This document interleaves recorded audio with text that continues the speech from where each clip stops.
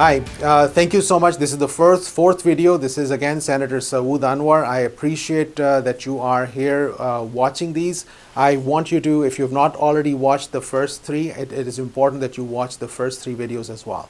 This is about some additional information. My friends and many of my friends and community members, they say, well, there are studies that are not placebo-controlled double-blind studies that have been performed around vaccines. It's a fair question to ask, and the reality of that question is that there were studies that, if you look at initially when vaccines were being created and then they were passed, they were actually double-blind placebo-controlled studies that were being presented in this fashion, and those were how studies were done at one point. Except the challenge that became was the efficacy of the vaccine was so significant that all the ethics board that actually look at the studies, which included the Institute of Medicine, included WHO, when those studies were being planned, they said it is ethically not right to have a placebo arm.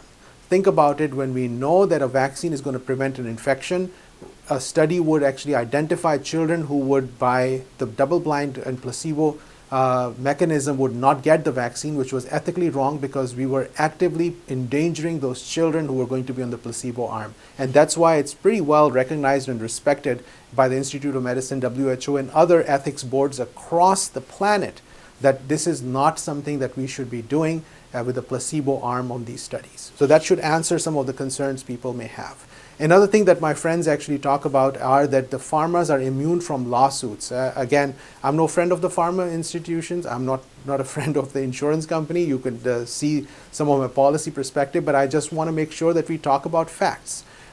Because of the vaccine's value, the Department of Health and Human Services in 1988 made a policy. This was about creating the National Vaccine Injury Compensation Program, what we call the VICP. The National Vaccine Injury Compensation Program is a program where the people who are getting the vaccine, there's a cost associated with it. Part of that cost goes into a fund which is separately managed, but in this fund, the important message and important aspect is that if anybody is feeling or has been identified that they've been hurt by the vaccine, the burden of proof is not on the person who's actually making that claim.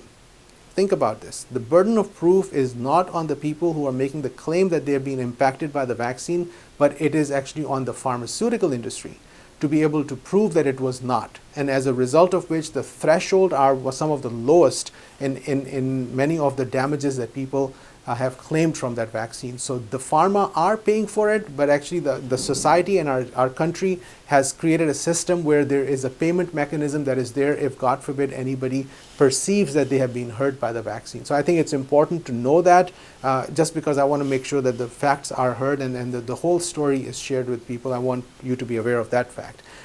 Then there's a story people say about the thimerosal, or that actually has been in some of the vaccines, which is associated in the minds of people associated with some neurologic illnesses. I want you to be aware of the fact that there have been studies done in multiple different countries which have included the United States, in United Kingdom, Sweden, Italy, Denmark, and these studies are reproducible where they have looked at the tics, autism spectrum disorders, and also neuropsych related issues with vaccines with and without that, and then they have not seen any statistical difference in the outcomes at all. So that is important and worth knowing and being aware of. Again, these are thousands of children, thousands of them across different parts of the world, and I think it's important to recognize that. While I know that I've seen some of the videos and I've spent my time looking at those individual cases where the families strongly believe that, I think it's important to look at the broader studies that are out there which actually have been reproducible in different parts of the planet. Having said that, I think in this last few videos I'm trying to make sure that there is a important policy decision that we have to make. We have to make sure that we don't end up making a policy which is going to cause a public health disaster for us as a society.